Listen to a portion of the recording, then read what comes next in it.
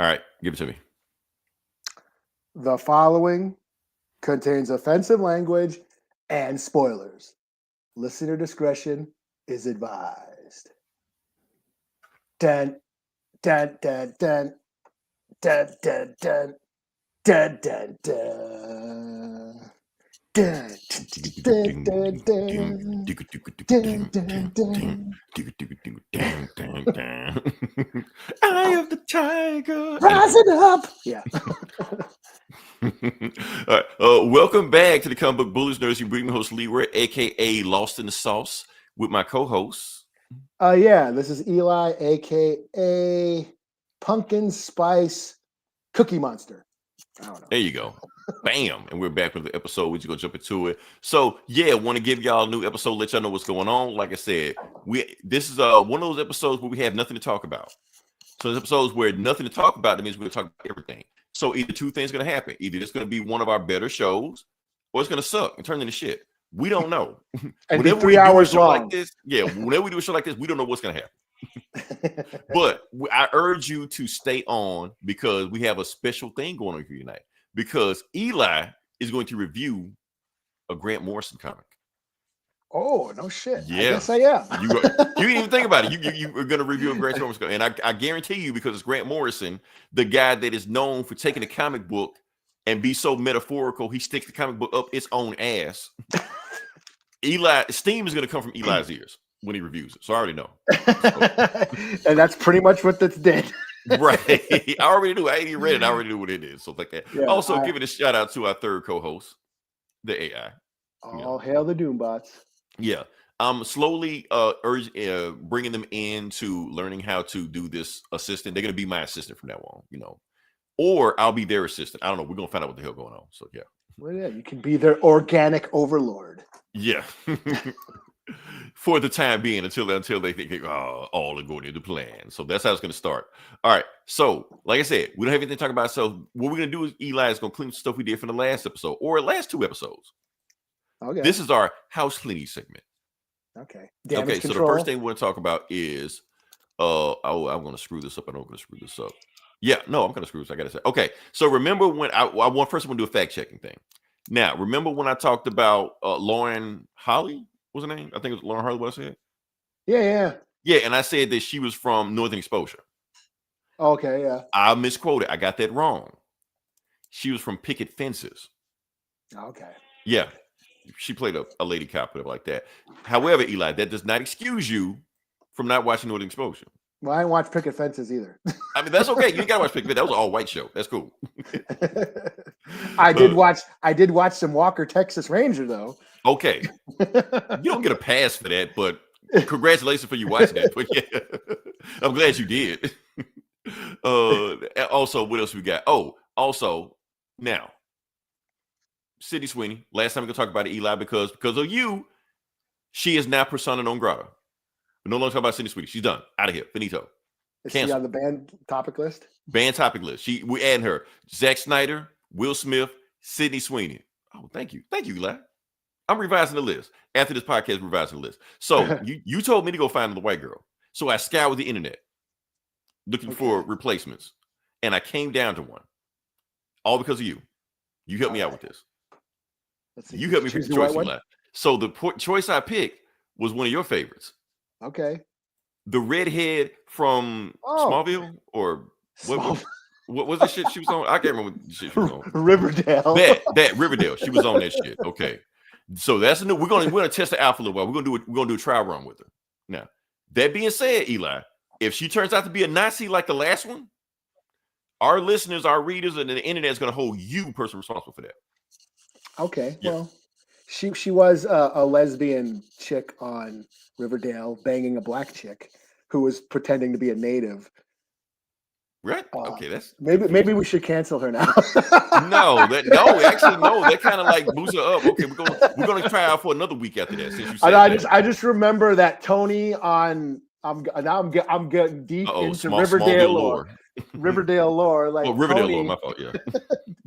Tony, who was played by that one I can't remember that actress's name, the Afro Latino chick. But she's supposed to be a native, like the gang were natives. Like there was like a native protest, and her uncle was like native, like played by Graham Greene, rest in peace. Good journey to him. Yeah. Look at we're talking about nothing, man. Yeah, I was gonna say I'm gonna let you just go down to Smallville lore or whatever and just go from there. So yeah, Riverdale, one of them shits. I can't remember that. Same thing. It's all the same shit. All right, so we're gonna move on past that. We also want to say prayers up to Childish Gambino. What the fuck happened to him? Okay, here's the thing about Childish Gambino. I'm just throwing a headline up there right now. What the hell? Yeah, so apparently he had a world tour getting ready to start up, something like that. Had to cancel world tour because he had a stroke. Damn. And the doctors said that he had a hole in his heart. I'm like, whoa, that's kind of serious right there. Yeah. Shit. So so because of that, Eli, a lot of time he's still with us. He's still there. We don't know how serious it is. It may be a thing he's just recovering from. But the thing is, a lot of times on this podcast is that we don't give their flowers while they can still smell them. So that's what I wanted to do. So I wanted to give Childish Gambino his flowers we can smell it. Like I said, we got Childish Gambino right there. I'm not going to go to a whole deep dive, anything like that. I just want to just say one specific thing. Like I said, y'all know him as Childish Gambino. We know him as Donald Glover. So, community reference. Troy. Yeah, as Troy. Troy and Abed in the morning. Whatever happened? Remember, we were supposed to do a community reference every episode. We stopped that. Well, we just started back. There we go. And there you go. Pop. No. All right. So the reason we're talking about that, now we're not going to go into the whole thing of everything Donald Glover and Childish Gambino did, but I want to talk about one specific thing, Eli. We're going to talk about music for a second. We're going to talk about rap for a second. I want to talk about this. I thought you were going to talk about Miles. We are going to talk about that, but not now. We're going to talk about this album right here. We're going to talk about Because the Internet. Now, the reason I want to talk about Because the Internet, because I felt like the internet in general, we slept on this album. We ignored this album. We moved on from this album too fast. Because at the time when he dropped it, in my personal opinion, this is one of the best albums of 2010, of the 2010s era. It came out in 2013. I think it's one of the best albums that came out there. And I think we breezed through it too fast because we weren't ready for him as an artist. We knew him as, he's the comedian / sitcom guy / whatever, writer. We're not ready to take him seriously as a rapper or a musician or anything like that. So we kind of just brushed him off, poo-pooed him, whatever like that. Like, here's the thing. We didn't take Donald Glover seriously as a musician until Get Out. Oh, yeah. Yeah, because he was on the Get Out soundtrack, but we didn't know it was him. Mm-hmm. That Redbone song, we didn't know it was him. Mm-hmm. Yeah. So when the song caught on, the song went viral, stuff like that, we're like, wait, that's Donald Glover, the comedian guy? Like, yeah, that's him. Then once he put that song out, anything he did after that, then we were ready to accept it. But before then, we're ready to take any music he had. But he had some good songs on there. Like that whole 3005 song that everybody loved was on there. He had a song like Jam. Like it's a really good album. Now, I'll be honest with you, the second half of the album gets weird, but it's Donald Glover. You expect that shit. So yeah, that's stay woke. Yeah, well, that was on the album after that, but still. But like I said, he had great songs. He mixed it up, rapping. He was actually rapping lyrics on that song like that. He like one line, "I'm too fly like Jeff Goldblum." It took me 2 days to figure it out. Like, okay. It's gonna take y'all 2 days to listen to the podcast to catch that line too, but still, that's what happened.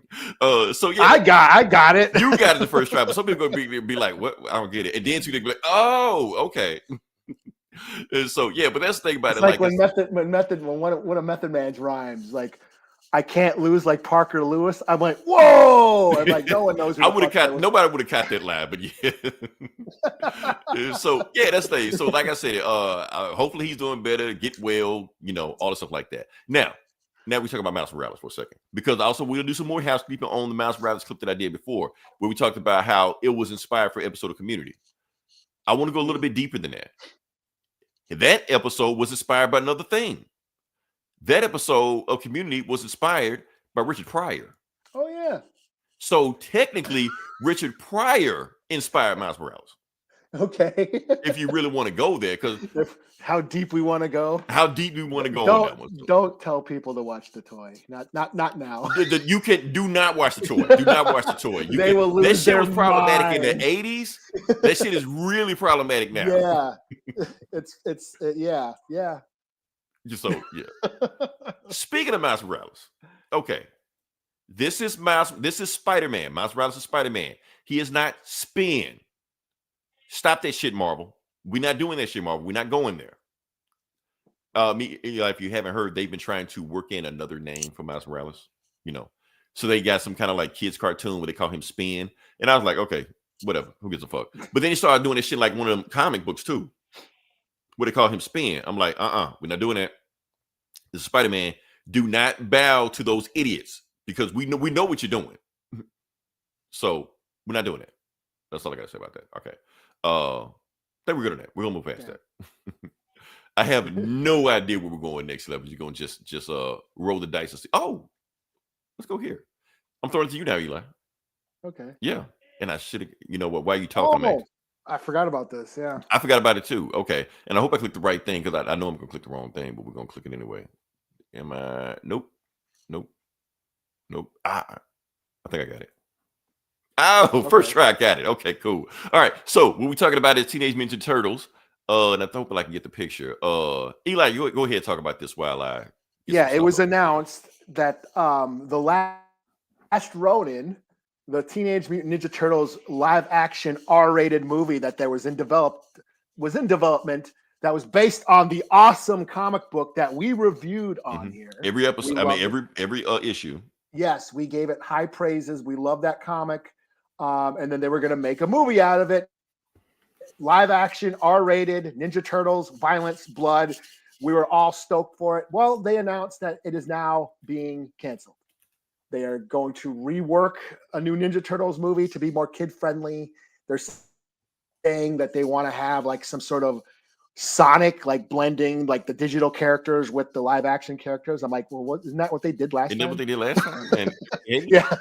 Yeah. But they want to keep it kid friendly. I mean, Nickelodeon's producing it, so yeah.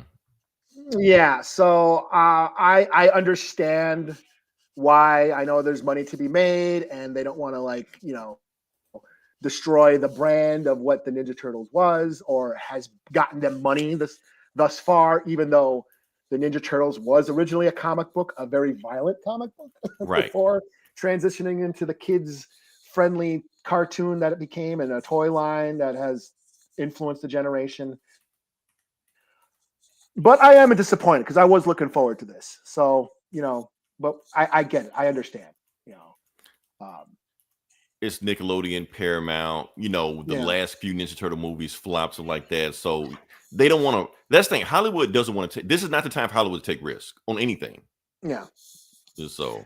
Yeah, I mean, nothing's proven now. Everything's kind of flopping. Right. They don't know. Oh, this made money. Well, let's do. Barbenheimer made money. Let's release 2 movies. And that only worked once. They thought horror movies are let's bunch out a cheap horror movies. No, they're flopping too. Everything's flopping. Even Superman is a disappointment, in their eyes. So they don't know. People are just staying. Minecraft. Everyone. Well, Minecraft did damn near $1 billion, so that's about it. So yeah. But what are they going to do from that? Are they going to let people just go into theaters and fuck it up? Just so they tear that shit up? Yeah. What are they going to try and do? We don't know. So I get it that this was a risk. An R-rated Ninja Turtle movie is a risk, and we know, we've read the story. We know how that story goes. A lot, the Ninja Turtles die. Everybody kind of dies. Everybody dies. Violent deaths. Yeah. Yeah. I mean, we won't spoil who the last Ronin. Yeah, all the Ninja Turtles are left, and you find out who is the last one remaining. We won't spoil that because it's a great, awesome. Right. That's one of the best parts of the book when they reveal that. Just throwing a picture of the last Ronin. Like I said. When you realize who is the last turtle standing, it's quite an emotional impact. Yeah, it's kind of heartbreaking when you find out. So good. Yeah. But I get it, but also like a lot of Ninja Turtles fans are a bunch of old folks like us. Yeah. But Eli, a lot of folks never read the comics. They don't know how hardcore those comics get. But I think they would be. I think they would be fine with that. I would imagine they would be fine. Would they flock to the theaters to see it? I don't know. I think a lot of the adult fans of Ninja Turtles try to drag their kids to the theater, hoping they'll like them, and the kids don't give a shit. They're gonna go read manga and anime and sing K-pop demon songs and and their parents will end up keeping their toy. They'll buy them all the toys for Christmas, and then the parents will keep them. Yeah, because Like I did. Eli, remember the first Ninja Turtle movie back in the 90s? Mm-hmm. They said that shit was too violent. Yeah, because it was really dark and right. Yeah, but yeah, and then the next one, they didn't use their weapons on anybody. They didn't use their weapons. They was dancing in the middle of ice. It's like, oh, this the direction we're going. Okay. Yeah. But I'm disappointed. I'm oh well. But what are you gonna do? I mean, I'm not disappointed. I mean, because the thing is, there's been so many comic book movies that have been announced that never get made, never even get past the concept of anything. Steven Spielberg's supposed to give us a Black Hawk movie for DC. Never happened. So until I see an actual set and costumes, but I don't believe any of this shit happen. I was like hoping, because that's what happens. For me, you know how we are. We're nerds. We read comics, me and you. Mm-hmm. But for my circle, they don't really, unless a movie comes out, they don't really give a shit about it. You know what I mean? So I was hoping, right, yeah. Oh, here's a movie with the Last Ronin. Hey, read that comic because it's awesome. I would hope that's what I was hoping. And now, it's not. They're not making it now. Go read the comic. It's awesome. The comic is awesome, but I think the best of both worlds, Eli. The best two worlds that will satisfy everybody and Paramount, because they don't want to spend a whole bunch of money on this one. Make it animated. Yeah. You could either make it animated, release in the theaters, but I know you don't want to release in the theater because it's too much. Fuck it. Netflix. Paramount Plus. You own Paramount Plus. Drop it there. Exclusive. Nobody watch this shit anyway. Nobody watching fucking Frasier and no shit on there. Drop that shit on there and make people subscribe. Yeah, South Park's the only thing on there. I mean, South Park on there, but yeah, that's the thing. So, yeah. Now, Ghost is a good show. Y'all need to watch Ghost. Ghost is a good show. I like that show, but yeah. That's what anything we got on that one? Because I'm still throwing it back to you after this, Eli. That's it. That's on Last Ronin. Eli don't even know this is the Eli show. I kind of just threw him off the last minute. Because now I got another thing I could throw up on you. So I didn't. What the hell is this? Star Wars commits pledge. Oh, you showed me this. I didn't know what you wanted me to. That this was my fault. I should have explained it to you. I honestly I was going to, and then I just didn't. But okay, so I'm explaining now. Okay, so what's going on, Eli? Apparently, from I guess a episode of Star Wars Vision, I guess in season 2, maybe episode 7. I don't know if you maybe can recognize this episode or anything like that. They're saying that Star Wars plagiarized this fan film from them. So the top is the fan film that came out first, and the second is the one on the bottom is the episode of Star Wars Vision they did. Basically, the choreography is almost the exact same, and people are saying that the studio that made this should sue Star Wars for plagiarism. Now, but my thing is this: Disney owns the IP. Disney owns the property. Yeah. So technically, they can't sue because they own it. Yeah. You see what I mean? Yeah, they're using lightsabers. I mean, it's cool and all. Yeah. I'd say give them credit, but they won't do that either. Yeah. I mean, they can't give them credit. I mean, technically, if they wanted to, they could have shut this shit down, delete it from the internet if they wanted to. So instead, they decided to just plagiarize it. Is it wrong? Oh, it's absolutely wrong.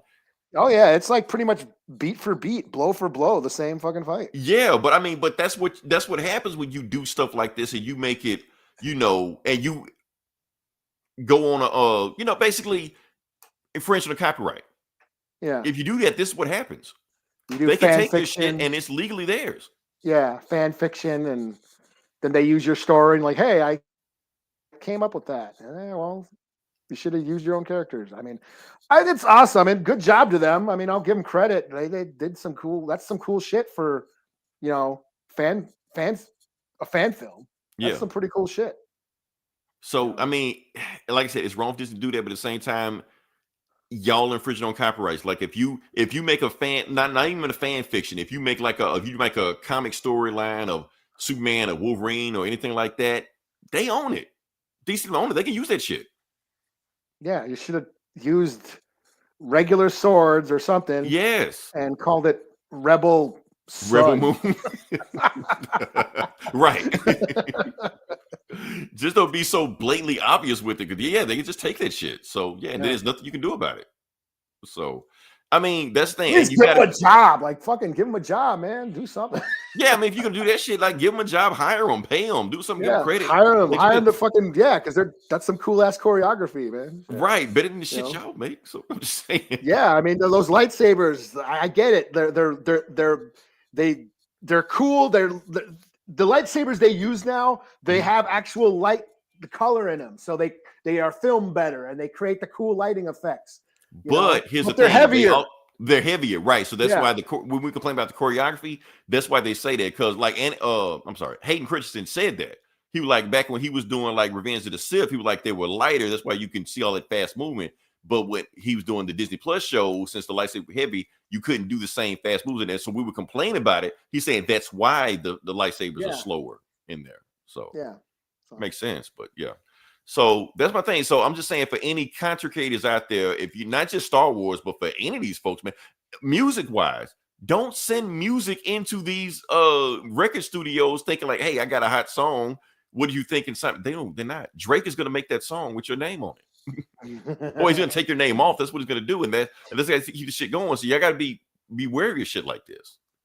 So that's all I gotta say. So I think we're good on that. yeah. So now it's back to me. Eli. I'm gonna give you a little breather before you jump back into it. Right. Now we're at the video game section. We're flying through this bad boy.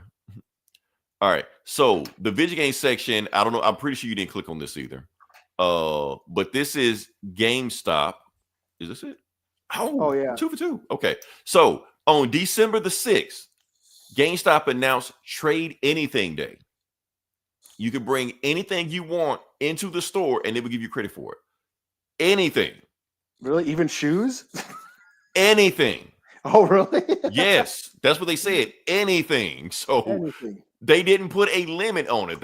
You got all kind of comments in there. Some of my old drawers and socks. Anything. Sex toys, guns, your drugs you're trying to hide, anything. Dildos, anything. Whatever you want, send it in there. So I don't know how that's going to work. That I hate for the employees to be like, oh, man, we don't know. I want to know, what are they going to take? Ham sandwich? Can you take that? Oh, I don't know. So you get a credit towards the store. So I don't know. Just start grabbing shit. Just take it into vintage. Them. It's a vintage right. ham sandwich. Yeah. Right. A vintage ham sandwich. It's worth something.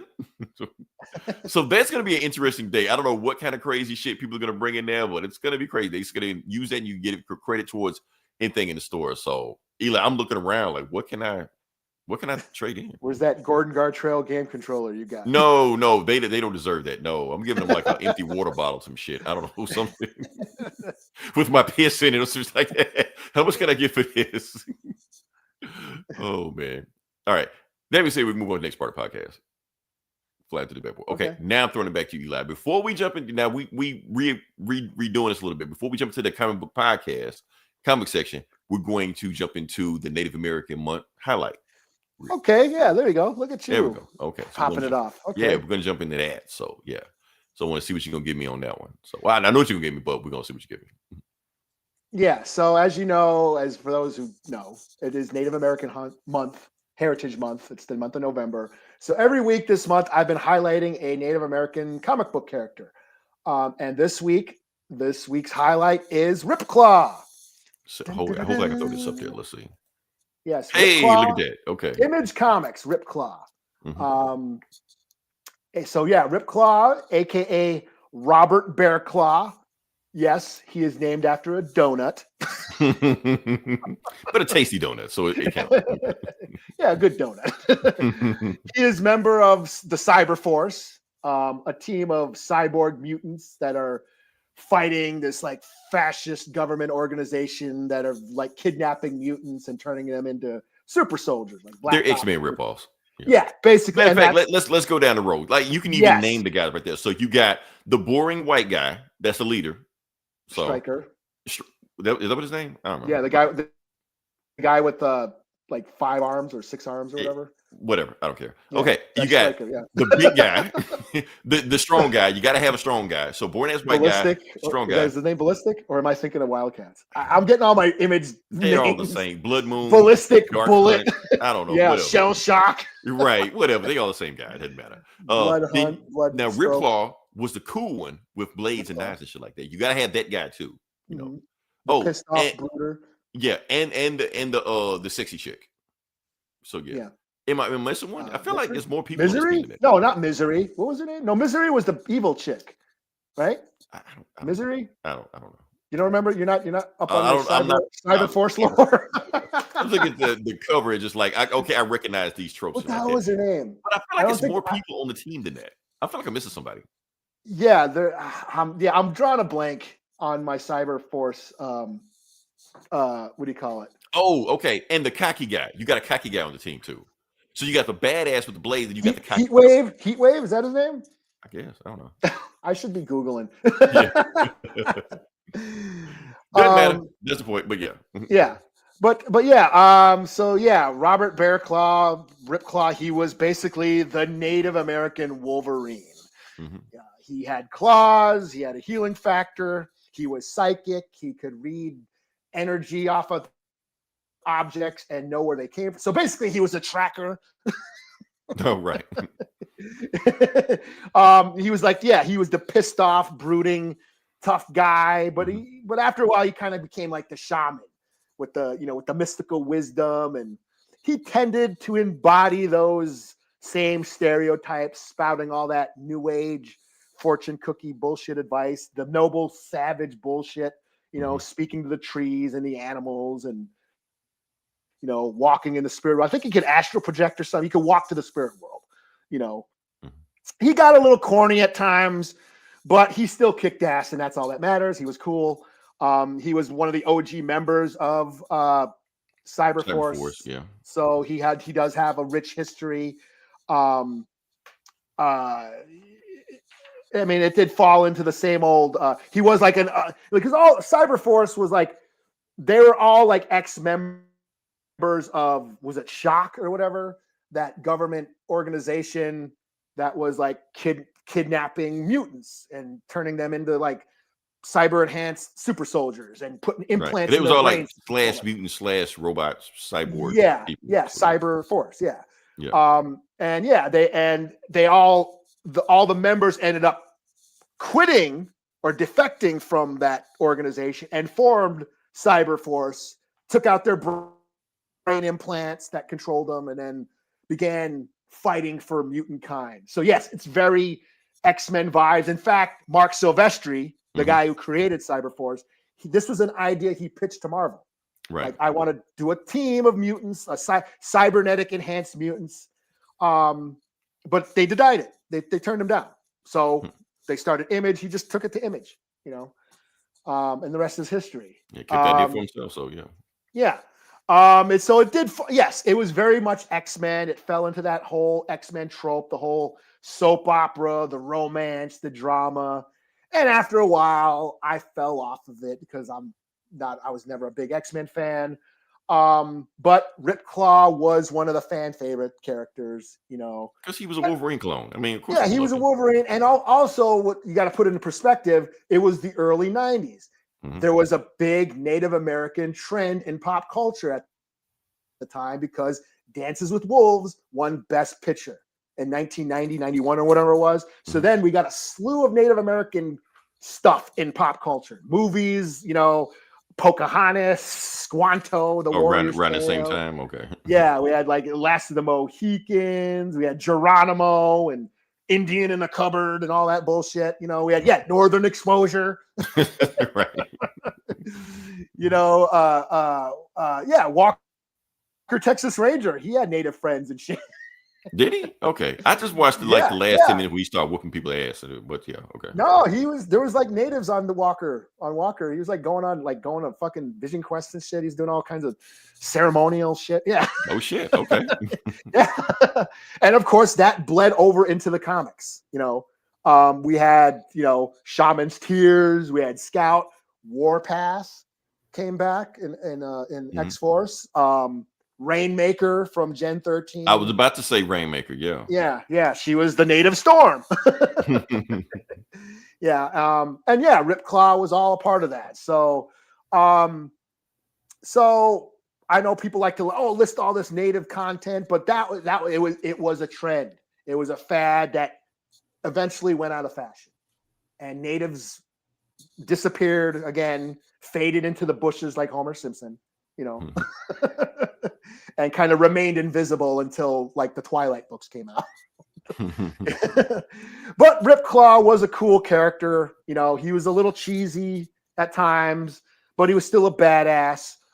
It would be cool to see him return with a native team writing him and drawing like him. An all native team. Yeah. Yeah. To get that. I love their cover of Wildcats, because Wildcats, that book started like fade off a little bit. And then Ripclaw started like, okay. That's Misery, right?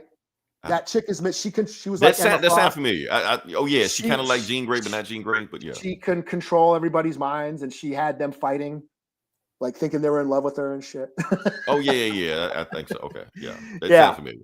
Yeah, but like I said, it would be cool to see a native like artists and writers do a Ripclaw book. You get that real representation, that real perspective. Get that thrown in there. But of course, all the assholes will call it woke, because they're fucking idiots. But even though it's back in the 90s, but yeah. But Ripclaw was dope. Ripclaw, I mean, I was, like I said, he was a little cheesy. I did have his figure. I had a few Cyberforce like figures. Did Tom McFarlane do them? I think so. Or Top Cow, maybe. I don't know. I had like like those minifigs with like Stryker and was it Buzzsaw, the guy with all the saw blades and shit. And but I had a Ripclaw flip because I had to build a figure for Pitt. You remember Pitt? Oh yeah, Pitt. Yeah. I got all that, the whole set. It was my birthday. I had a bunch of money. I went to a comic store and I bought the whole set just for the sole purpose of getting the build so I could build the Pitt figure. And it was like Ripclaw. I believe a Conan figure was there, a Judge Dredd. Witchblade. Okay. Yeah, Sarah, what was her name? Pizzini or whatever her name was. A Madman. That was the only one I didn't care for. Was the You remember Madman?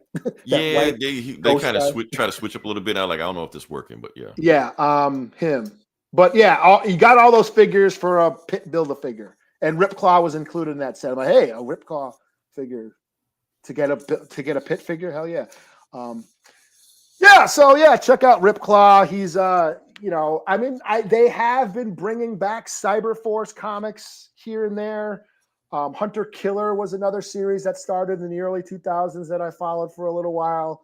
And a few years ago, they brought back Cyberforce, but I don't believe Ripclaw made an appearance, at least not in the issues I read.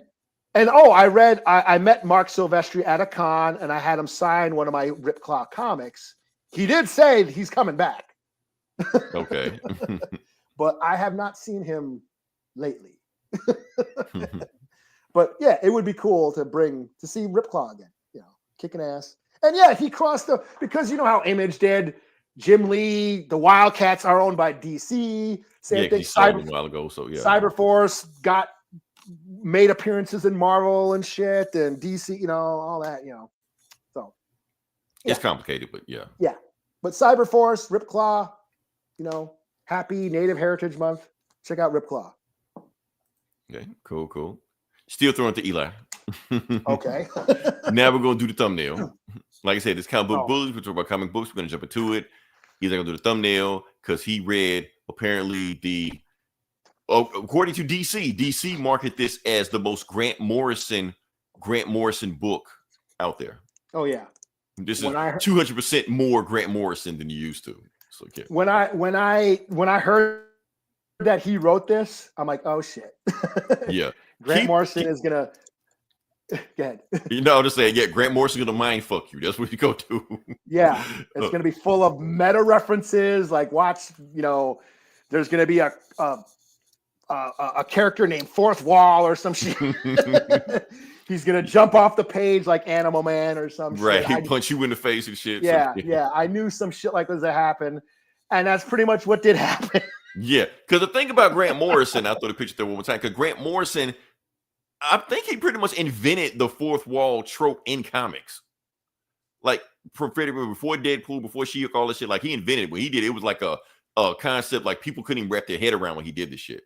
So having the guy that invented the fourth wall concept, writing a guy whose superpower is the fourth wall, what the fuck happened? Now, before you get into Eli, I know you're ready to jump into the Deadpool versus Batman, but like that. But I just want you to know before you jump into a Grant Morrison book, just remember that I reviewed a Grant Morrison book for the last 7 episodes. Yes. And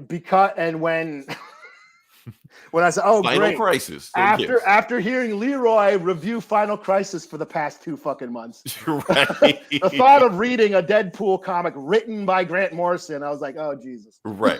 The reason I did it, Eli, on a dare, because I heard people saying that Final Crisis can't be reviewed. So I decided to review it anyway. They were like, "You can't review it. It's too much. You weren't supposed to understand it." I'm like, the fuck you so I was already exhausted by the time this book came. Right. Oh yeah, man. Deadpool, written by Grant Morrison. That's like fucking Shakespeare writing South Park. Right. All right. So give us Mark Twain to write an Ace Ventura movie. Right. So give us some Eli. What we got with this Grant Morrison? Well, and like I said, I knew it was going to be full of clever meta references, and right away, first page, 2 universes are fucking. What? Okay. Yes, 2 cosmic beings that represent the Marvel Universe. I believe the Marvel Universe and the DC Universe are fucking. See, I don't know if you fucking with me or this. No, that's what happened. Okay. And I'm like, yep, here we go. Oh shit, my bad.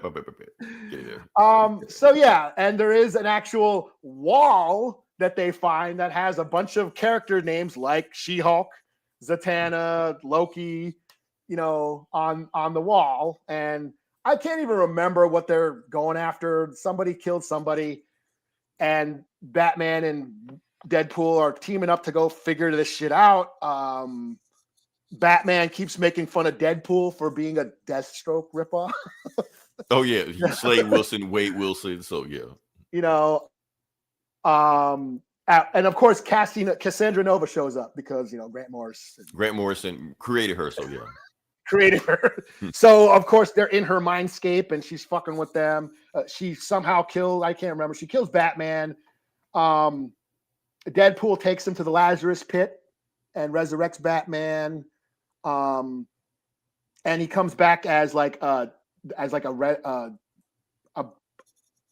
Wolverine Batman, a Dark Claw or something, a Wolverine Bat or something. Did they call him Dark Claw? I think it was Dark Claw. I'm pretty sure it was Dark Claw. You know who Dark Claw is, right? No. Okay. All right. Give me some lore. Okay. So back in the 90s when DC and Marvel did their whole crossover in the Amalgam universe, whatever like that. Oh, they go to a bar called Amalgam. Oh, okay. He's really going there. He's really sticking his comic up his own ass. But okay.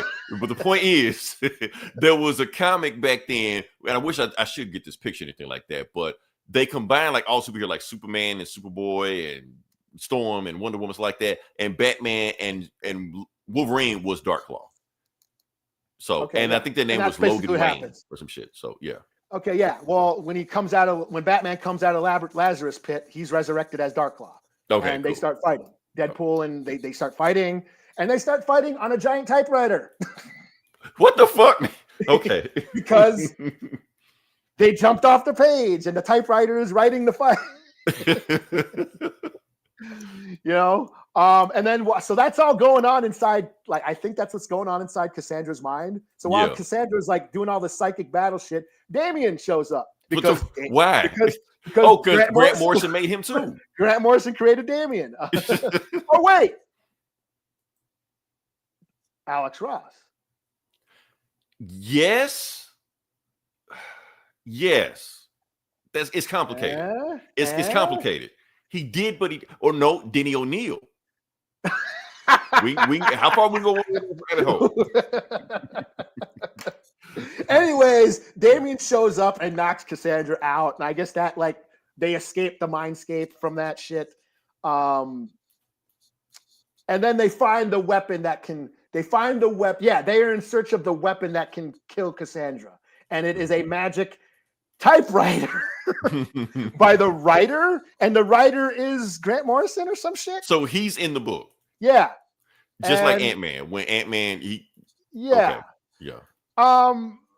And something. Ant-Man, I'm gonna say, but basically, it's all a statement, So he has writer's block, so he creates a Deadpool Batman, and that's what fights Cassandra. Okay. And but basically, what Grant Morrison is saying is all these meta references and that plot doesn't matter. We as comic book fans don't give a shit really about the plot. That all we want to see is superheroes fighting and beating each other up, and there's really no point to any of this. And then I felt very patronized after when I got done. Like, what was the point of all this shit that I? There was no point. So yeah. The point was no point. So yeah, I felt like, was this a script? Did Grant Morrison write a script for Deadpool Wolverine and they rejected it, or they basically took it here? Take this and make this funny. Right. Just make the weirdest shit you could possibly make. Yeah. It's very cleverly written. It is Grant Morrison just flexing his nerd boner. And yeah, it's pretty much what I expected. Just a lot of lore, a lot of poking fun at comic lore, at comic fans, what they expect, and all that. So this whole thing takes place in Cassandra Nova's mind, or some shit, something or whatever. Yeah. Okay. And they end up. Everything's cool. They all go their separate ways and whatever. And I guess I get what he's saying. I agree, because I agree to a certain extent that sometimes, especially in the superhero film world, we tend to we don't care about the plot so much, or they're getting rid of a plot because all we want to see is punchy punch and superhero battles. And so I do agree that the storytelling is taking a back seat to spectacle. I get that, but after reading Absolute Batman a couple weeks ago, I'm like, no. You can have punchy punch shit and matter too, and make the plot matter. But there is punchy punch shit in there. He's still giving you a story. Basically, Scott Snyder is making it so even if you halfway paid, he's making it accessible for casual fans. Yeah, I'm talking about Daniel Warren Johnson, the one where he cracks the dude. Oh, okay. You talking about Daniel Johnson? Yeah. Okay. So it's like, I agree that sometimes we get caught up in spectacle and don't care about the plot because all we want to talk about is who can beat who up. Well, and that's the thing, Eli. I think TikTok has done irreparable damage too. I hate keep talking about TikTok, but TikTok is keep doing it. It's done irreparable damage to comics because all people care about is who can beat who's got the coolest feats, and just those screenshots, and don't care about none of the story.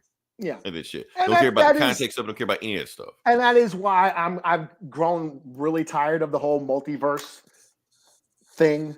Because there is no dramatic stakes involved. Just bring them back. You know what I mean? So yeah, I guess I get. I again, Grant Morrison, smart guy. Is he funny? But yeah, I agree with what he's saying. To a certain extent, maybe it's just the timing. Like I said, that Absolute Batman book from a couple of weeks ago was awesome and really demonstrated that you can have violence and spectacle and then still mean something and still say something narratively. It's not just who can win and who will fight, something like that. Yeah. But at the same time, Eli, it's funny about that because, like I said, not to toot our horn, but I think when we went in depth in its story about what the story meant like that, I've heard no other reviewer go anywhere near deep. All they did is talk about Batman beat up the Klan or whatever the fuck, and that's it. They go no deeper than that. Yeah. I don't even know if they read it. I think they just saw some action scene screenshots, just reviewed that, and that's it. So yeah. Yeah, but that's what we do. I mean, we do that. We do that, but yeah. But yeah, then after that, there was a bunch of other short crossover stories. You had Doctor Strange and Constantine teaming up. You had Harley Quinn and the Hulk team up. Wow, kind of goofy. Miss Marvel and Static. They couldn't do Miles and Static, but okay. Yeah, well, they had to get the romance in there. She thinks she's yeah, hot. okay. It felt like if they doing like a romance, it felt like they just swap Static out for Miles, because that's kind of like the whole basically that. Yes, the will they won't they shipping thing they do with her and Miles. They just swap them out. Yeah, but that like I would much rather have had that story. Oh, probably my favorite one was the Nightwing and X-23 story. That was them teaming. Yeah. That was them teaming up and fighting Killer Croc. It was actually pretty cool. You know what's crazy about it? We joked about that like maybe last year. Yeah. Tom Taylor was going to make a X-23 Nightwing story just because he made. Well, I ain't gonna say he made X-23, but he turned X-23 into Wolverine. Okay. That was his thing. So I like if he could throw X-23 in this story with everything else, he'd do that. So yeah, maybe I think he joked about that last year. Well, and it's got the Tom Taylor isms, like the thoughts, you hear their thoughts in their head and all the time, and you know what she thinks of him and what he thinks of her, and it was. I did enjoy that. Tom Taylor invented Honey Badger. Yeah, she's in it too. Yeah, I think he invented. Yeah, of course she would, because he invented. Gabby. It, so Gabby. Yeah. So I did enjoy that story, and it just kind of I again, like the last book, I wish they were longer. You know, like that Captain America Wonder Woman story. Mm-hmm. That could be. I would read that as a series, because that was like a really cool story, and I really dug this, like the Nightwing and X-23 story, and I would read Miss Marvel and Static. You know. Mm-hmm. So, but the Miss Marvel Static book sounds like a Miss Marvel Mouse book. That's what it sounds like. Yeah, I would have much rather have read that instead of 20-something pages of Grant Morrison, you know, making fun of me.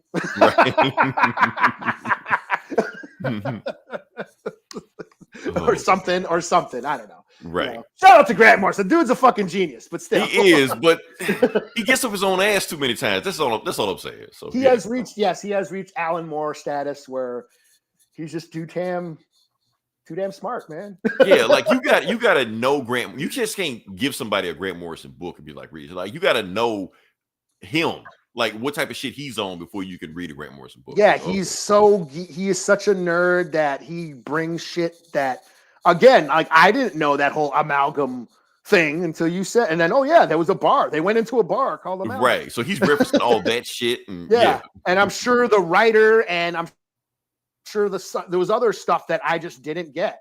That's why I wish you would have read it too. Like, you know, because I know you can get mad deep too. Yeah. You know. But yeah, I mean, I just found I just wasn't ready for it. Plus, it was an expensive book, and I felt like this was a homework assignment. Right. You know, so I mean, you know what? I'll give it a 4 out of 5. Still. So even though it's a Grant Morrison book, you still enjoyed it. Yeah, I mean, it was a lot, and I get, and yeah, it's very cleverly written, and yeah, it does make you think. So in the end, it did do its story, or I mean, it did do its purpose. Yeah. You know, yeah. So yeah, 4 out of 5. It did what it was supposed to do. So yeah. Yeah. It's a crossover. It sounds like Grant Morrison put a lot of thought. It's like Grant Morrison put a lot of thought in this book and no thought at the same time. That's what it sounds like. Yeah. And it was better than the Fantastic Four Infinity comic, and you know, they gave no fucks about that. They like to write that shit with the Flash. You know, that felt like that, and that's like, like Grant Moore's like, hey, you see, now I really get what he's trying to say after that one. Oh man. So that's my book one. So okay, on to the next. Okay, now it's on me. Okay. We're gonna do One World Under a Doom. The finale. I read this. Did you? It is the finale. It is Yeah. finale. I didn't know if you Yeah, read I this or read not. this. Well, like we're just gonna go with what we got. So yeah. Let me throw this bad boy up here. Stop screen. Go here. Yeah. So this is the finale of, I guess, this issue. What is it? 7, 8? I don't know what this is. 7? No, it's like 9 or some shit. 9, something like this. It's a weird, odd number. Why stop there? Not 12. Yeah. Just It wasn't 6. It wasn't 8. It wasn't 12. It's 9. like 9. Like we're just gonna stop here and just leave it there. And that's it. Like leave us alone after that. So okay, I guess. But yeah. Yeah. So like I said, we got One World Under a Doom. Oh, I got some. Throw this off here. For the funk of it.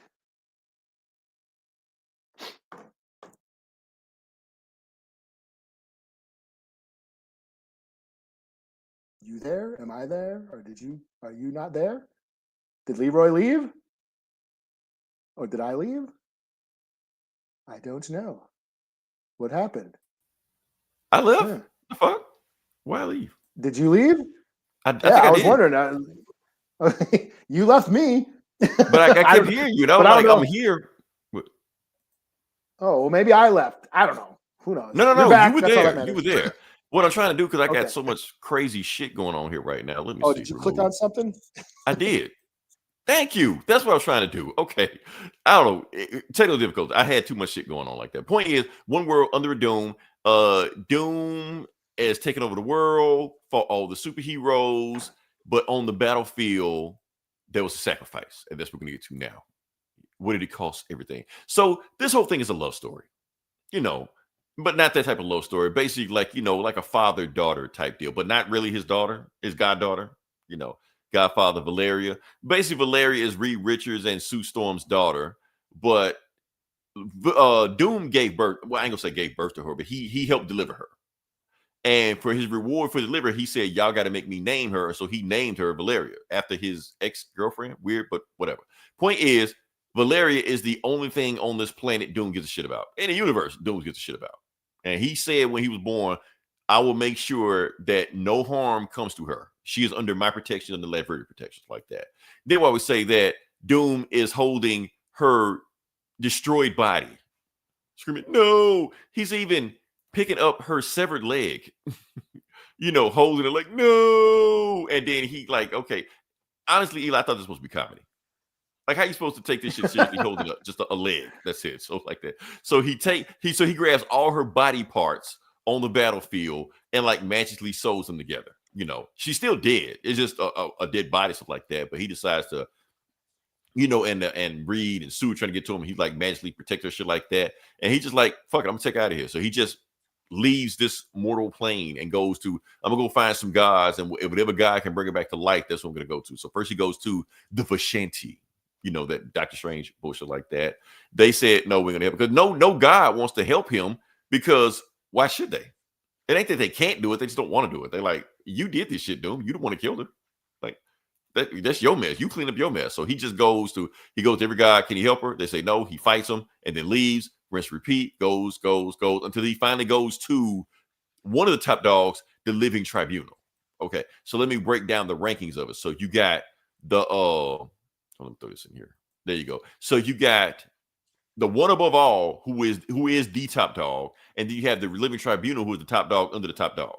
Now he could bring back Valeria. He could kill Doom. He could do whatever he wants to. He's super duper powerful over the multiverse and all this shit like that. But he's just I don't want to do shit. He was like, no. What I want you to do is actually look into my heart, look into my soul. I'm not doing this shit for me. I'm not doing this shit because I'm trying to right my wrongs. I want you to look to my heart. And he looks at Doom's heart, and he realized that Doom really loves this girl. Doom don't care about shit but him. They're like, okay, Doom, I'll grant your wish, Doom, but you owe me this a favor for a favor. This ain't I'm just giving you shit, just give you shit. No, I'll grant your request, but you got to do something. So, and yeah, so Valeria walks back, and then so Valeria is basically, he's saying, okay, Valeria, get back. You about to go. I want you to walk through that plane, and you walk the plane, you'll be back on the mortal realm. She was like, what did you sacrifice, Uncle Doom? What did it cost? What did it cost? He's everything. He didn't say that, but it's the whole Thanos bullshit with it like that. So yeah, so Valeria walks through the portal, back on the mortal world. All her body parts are there. And the Phantom are like, what? You back? You alive? You're like, yeah, I'm back. She's like, where's Doom? You're like, I don't know. I don't know where he's at. So, and then you hug him. That's it. Meanwhile, we go to so Doom's gone. They haven't seen Doom, and the world is just in chaos right now because everything Doom promising there right now. So you got half the people that still wanted Doom in charge, other half didn't want Doom in charge. So the whole world is just like gone fucking crazy, you know. And meanwhile, some people actually like worship Valeria now, like the Virgin Mary. You know, like Doom sacrificed everything for her, you know. So yeah. And then we got Reed and Doom. So Doom finally shows back up, I guess like months later. I don't know when he it's like a long time when Doom finally shows back up. And he basically shows up, talks to Reed, and Doom just basically shows up like, Reed, I need you to do something for me. And Reed's like, I ain't doing shit for you. You took over the world and you killed my daughter. Like, it's taking everything in my power right now not to kill you where you stand. So whatever issue shit you going through right now, like I can see you sick and you dying right now. I'm not helping you to do anything. You're like, no, Reed, you don't understand. I'm not asking you. This is not a request. You're going to do it, you know. And then they get in this back and forth shit like that. And basically Doom kind of tell him like what his plan was he trying to do. Like, look, I tried to liberate the world. He's like, no, you tried to take over the world. Like, no, motherfucker. I tried to save the world because look at the world right now. The world is fucked up. You superheroes want to keep the world the way it is. You want to keep the world fucked up and don't want the world to get any better. I'm actually made the world better. I'm trying to make the world better, but the reason I couldn't do it because you fuckers always stand in my way. Where I fucked up this plan, I should took y'all out first. But hindsight is 2020. So the point is, I lost the Sorcerer Supreme. I'm no longer Sorcerer Supreme. I sold my soul to bring her back, and now I'm dying. I only have enough energy here for my body just to give you this, tell you what's going on right now. Plus, I want to know, is she safe? She's like, yes, she's safe. Cool. So Reed, you're gonna do this for me, whether you like it or not. And yeah, so after that, Doom just fades away. His body is gone. Doom is dead. Yeah. And Reed looks at his mask, and it says his will and testament to be read by Reed Richards. So Reed is in charge of reading Doom's will. The end. Oh, one more thing. After credit scene. And apparently Wanda is Sorcerer Supreme. I guess. Great. Yeah. Oh, great. Yeah, that'll be fun. So yeah, I mean, honestly, this whole thing ended as predictable as I thought it was going to do. Basically, Doom was actually going to be in the right. He was going to do everything he needed to do, but actually, he was going to sow the seeds of destruction of himself, which he did. He had one weakness, and he exploited the weakness because he flew too close to the sun, whatever you want to call it. So yeah, like that. So overall, but it was still a good read. It was still a good thing. You can see that Doom is trying to do good, but he can't see past his own self. So yeah, and plus, he does bring some good points. That he did bring some good points about the superheroes that I wish that they would elaborate on, but they probably won't. That the fact that they do a lot of shit that they could it was more shit that they could be doing, but they don't do. Who knows a comic? What we always criticize them for, like they reset universes all the time. They go back in time. You know why? You know they're always recreating universes. Why don't they? Or like Professor X can influence people to not be assholes. Mm-hmm. Reed Richards creates all these great contraptions. And then why throws is them it away always at the end to of the go? book. Yeah, why is he just going off to space and doing some cosmic shit with them? You know, like why is Wakanda keeping all of the vibranium for themselves? You know, all this shit. So yes, yeah. There's so much shit they could be doing that they don't. You know, which is what we bring up. You know, Ant-Man could be growing food. Yeah. So yeah. Like Doom says all this shit. Like, why ain't y'all doing anything about this shit? Yeah. No, y'all too busy fighting me when I'm trying to do this shit. So yeah. Yeah. And they're like, well, the only reason why you did this was for attention, was for your own vanity. Like you don't really give a fuck about the people.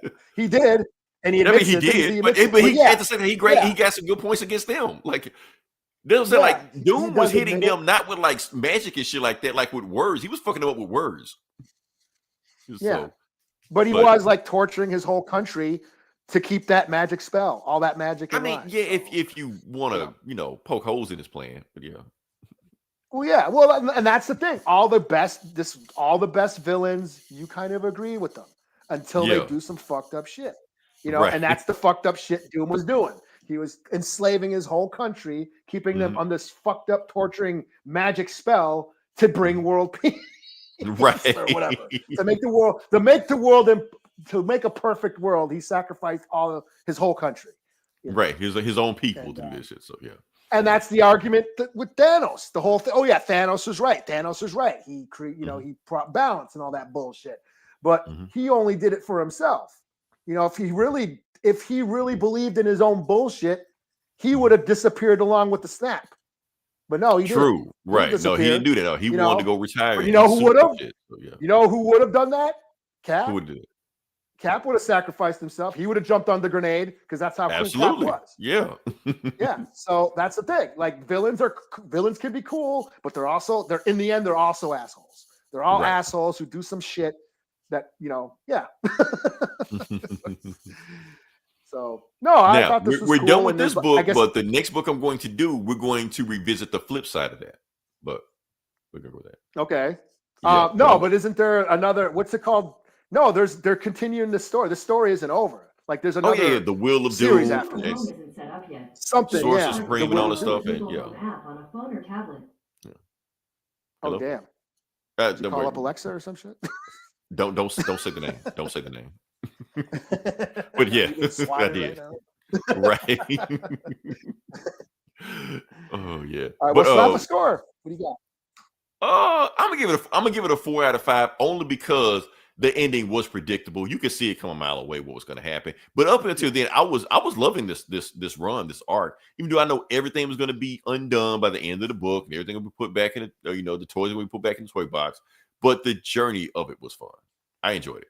Yeah. So this is one of the better crossover arcs. Yeah. Viv or Franklin's gonna go to the edge of the universe and get back, Victor's soul or some shit. Yeah, like Magneto in hell. Remember when they killed Magneto a couple years ago? Yeah, and then Storm went to hell. Back. Yeah, we need it back. We need it back. Same thing with Doom. Yeah. Doom will come back when Robert Downey Jr. get trailer. Grant Morrison is right. He tried to warn you. None of this just matters. No. Right. You're just gonna just reboot and reset and redo everything anyway, so it doesn't really matter. Like, it ain't like Doom gonna stay dead, So yeah. So all right. So speaking of my next book, everyone dies in this book. Oh damn. Okay. Yeah, my next book, I guess I'm up next. I am doing Predator Kills the Marvel Universe. Oh damn. Okay. Yeah, number 4. So this has been great. Having a lot of fun with this. Kraven has teamed up with the Predators. He has been blooded by the Klan, and he's helping the Predators take out all the Marvel heroes on Earth, because Earth is the best trophy of all. And they've killed. They've gone through. They've taken out X-Men. They've taken out Avengers. And this one, in the beginning of this book, they take out Thor. They shoot him with the vibranium bullet. Well, that would do it. Yeah, because this is all connected. In the Black Panther Predator book, they went to Wakanda and got vibranium weapons now. So the Predators have vibranium weapons. Yeah. So they take out Thor. And they're just continuing their killing spree. There's a few left. We have Wolverine and Nightcrawler who are bamfing each other, or Nightcrawler's bamfing, portaling. What is it called? What can he do? That thing where he can disappear and reappear. What's that shit called? Morphing or whatever. He's doing that with Wolverine. Making Wolverine show up, snick somebody, and then disappear. Oh, gotcha. Okay, he was taking to do this shit. Okay, yeah. Yeah. That shit that Nightcrawler can do, the Banff shit, So that's what Wolverine's doing. Wolverine and Nightcrawler teamed up, and they're taking out Yautja. They do get overrun at one point, and then Spider-Man saves them, and so does Iron Man. Iron Man shows up, so Iron Man's still in there. Sue Storm has snuck her way onto their base on the moon, and she's fighting the chief or whatever. Wait, the Predators. And then of course, that's where they've been stationed that's where their base is. So where are the Inhumans? I don't know. Did they take out? They might have taken out the Inhumans. Okay. Yeah, because I think Black Bolt was one of the first motherfuckers they took out. Oh, so they took over the moon. Okay. Yeah, they're on the moon. That's what they're set up on the moon while the squad is out on Earth taking everybody out. So Sue's on the moon facing off with the predators there. So back to the Wolverine Predator book, they were creating a Predator X, like a Weapon X Predator. And now they're activating him. So Earth has them on his side. So you have a Predator with a healing factor and I believe an adamantium skeleton and Wolverine claws and shit. So he's been activated. So he's rolling up on the set too. And then a ship rolls into New York Harbor and it is Black Panther and Falcon. I believe that's Shuri. Okay. And hey, these motherfuckers stole some vibranium. Well, let's get them. And that's kind of where it ends. The book to be continued right there. So this has been a lot of fun. I believe there's one more issue. I would love to see this go on longer, but it is, again, it doesn't matter. It's just predators killing Marvel superheroes and shit. But it is fun. It's just dumb, stupid fun, and I'm digging on it. So I'll give this a 4 out of 5. Cool. Let me get started because I grabbed the wrong book. Damn it. Okay, so the next book I'm going to do is that's what I'm supposed to do. Ultimates 18, I think. Ultimates 18. Okay. Did you read this, or you even keeping up with No, this? I dropped the Ultimate book. I haven't read the Ultimates in a while. Yeah, it's about to end anyway, so kind of really don't matter. The only one I'm on still is the Spider-Man one. Which that's about to end too. So yeah. Like you can feel it that they're about to wrap this shit up. Like you can feel it in the air. It's they're basically wrapping story up because basically what happened is like the maker is on his way back. He's not back yet, but he's on his way. So trying to see what we got with this one. What we got? Oh, hold on before I do that. So basically, this one is Tony telling everybody what's going on. And let's see what we got here. And this is like a recruitment drive for everybody else who he hasn't. Basically, every book in this has pretty much been him recruiting Ultimates, like a new Ultimate of Luke Cage and Danny Frange and Shang-Chi. So since the book is about to wrap up anyway, it's just like, fuck it, whoever we haven't recruit them. So get shit over with. So yeah, so what's going on right now is Tony Stark. Okay, so you got Tony Stark in America. She's like, okay, we're about to start this thing up. America's about to go on her mission, and Tony's about to start a broadcast. Well, Tony's broadcasting. He is broadcasting to the entire world in every language that everything that is going on, you have been lied to. Every conspiracy you heard about is true. The Maker is evil. These are all his evil people. The Hulk, Moon Knight, everybody. And then Nick Fury is just like, what the fuck is going on here? He can't be telling everybody this shit. Give me Janet Van Dyne phone because the Wasp is a double agent working for him. So the Avengers or the Ultimates don't know that, or maybe they do know that. I guess we'll find out one like that. But the whole point is he's telling everybody what's going on. Like and here's the thing: we are trying to change the world because we know you're under this heel, and they've been reshaping the world however they see fit. And they've been branding us as terrorists. They've been branding us as cultists. But we brand ourselves as freedom fighters. We've been trying to save you. We've been trying to change the status quo. But they've been trying to stop it. And you got America breaking into the White House or the Gold House, we want to call it that. And then she finds Midas, what that dude's name is. Oh, he does the Uncle Sam pose. Iron Man wants you. Because basically he's saying, like, everybody who's hearing this, even if you don't have superpowers, I want you to join the Ultimate. So Black Panther and Spider-Man and everybody who hasn't been in the book, he's like, y'all need to join us. Like now, because the Maker's coming back now. He's on his way back. Oh, and Luke Cage has liberated every prison on the planet that has superpower in it. And they're under the Ultimates and they call themselves the Avengers. So, yeah. And yeah, what else we got here? You got Captain America, being nice to Quicksilver and Wanda. And America finally gets to go Midas. and Captain America broke his neck in the last book, and so America comes just finish the job, and she basically kisses him into dust out of there. So yeah, Hawkeye kills a bunch of people. Yeah, and they finally liberate everybody. Yeah, so and then basically Iron Man says, "If you're with us, join us." And the whole world is in complete chaos right now because it's everybody's broken civil war. Half the people going for the Ultimates, half people are and they're fighting against the evil regime. So yeah, it's interesting. So reason I'm saying this because we talked about how Doom is trying to change the status quo, but he's labeled a villain. Meanwhile, the Ultimates in this book are trying to change the status quo also, but they're heroes, even though the society and the government labels them villains. Sometimes this stuff may be point of view. Who's getting, because technically, if you want to say it, they are much as villains as everybody else is. They go around, destroying. Not they don't, hold anybody hostage like that, but they have, killed a bunch of people, not innocent people, but they killed a bunch of terrorists, but government officials.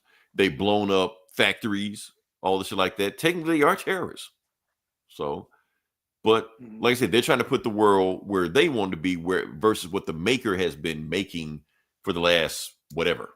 So yeah, that's all I got. So, but at the same time, you can feel this book is trying to wrap up. He's trying to basically any strings, something like that. He's trying to put it together and just be done with it. And yeah, that's it. So overall, still 3.5 out of 5, just because I know this does. You could feel him wrapping this shit up. So yeah. So what you got next? What was the score? 3.5 out of 5. I'm gonna get 3.5 out of 5. Just because only reason to say it because I can feel him hurried up and wrapping this shit up where he's not taking his time like he was before because he don't have time. So yeah. All right.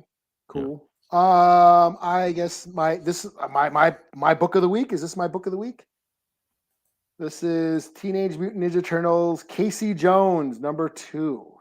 Okay.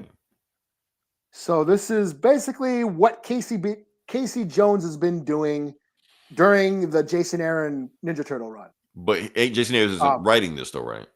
No. Okay. Who is writing this? Alex Packnadel. Okay. Amanke Nahoop. I'm butchering these names. Sorry. Amanke Nahupalan. Nahulpan. I think that's how you say it. I don't know. Sorry, butchering these names. This is why I don't do the credits because I can't pronounce some of these names. You see, I don't bother with it. But yeah. But very good work, guys. Like I said, this is probably my book of the week. So Casey Jones was in a coma. He came out, and right away he starts going out in crime fighting. I guess there's like this anti-mutant enforcement, agents that are going around and kidnapping mutants and throwing them into these detention facilities. Sound familiar? Okay. Yeah. And one of them, actually, a couple that they were like store owners. They were he was like a mutant parakeet guy, and he owned a store. He got thrown in to the facility. Casey Jones knew him, and he's basically looking for him. And he's been going out and trying to find him, getting into fights, basically crime fighting. And he promised April he would not be doing this because he just got out of coma. He's still in recovery. He's still he's still wounded. And, so right away there's some, drama between them two. She gets pissed off at him, for being careless. And she ends up telling Raphael, like, hey, Casey Jones is being a dumbass. He's going to get himself killed, So Casey Jones goes to Mutant Town. There's like a segregated section of the town called Mutant Town where all the mutants hang out. And Casey Jones goes and asks around, and they basically he comes in contact with that one gang, the mutant gang, the gangbangers and shit. Mm-hmm. And he's basically saying, what are you asking around for? You're looking for trouble. And he's like, hey man, I'm trying to figure out what's been going on. Who's doing this shit? who's kidnapping all these mutants? And he says, I have a name. So then he goes to a rooftop and he's staking it out. But then Raphael shows up and like, what the fuck you doing here, man? You just got your ass whooped. You've been in the hospital and now you're out here. And so, of course, Casey and Raphael start throwing down. And then that one, so one of the main villains that's part of the anti-mutant squad is like a snow leopard who's working for them. So they got a sellout mutant working for them. So their own people are against them. Are selling them out, voted man, that's against J. Edgar Hoover shit right there. Okay. Yeah. And he shows up at the end. He knocks out Raph, and then he's got like a harpoon pointed at Casey. And he's like, well, fellas, you guys are coming with me. And that's where it ends. So I thought this was cool. This was just, a lot of cool, Casey Jones whooping ass on, doing some crime fighting shit and saying being a little up on current events. I see. Okay. As far as like, the whole ICE and immigration. Yeah. The whole ICE and immigration thing going on. And, and of course you have that one snow leopard who thinks he's one of the humans. He's like, hey, can I eat in the house tonight? They're like, no, you can't eat in the house. You're doing good job. You're doing a good job, but you can't eat with us people. Go back out to the barn, motherfucker. So he's an actual sellout. Wow. Okay. Yeah. Yeah. Yeah. So I thought it was really good.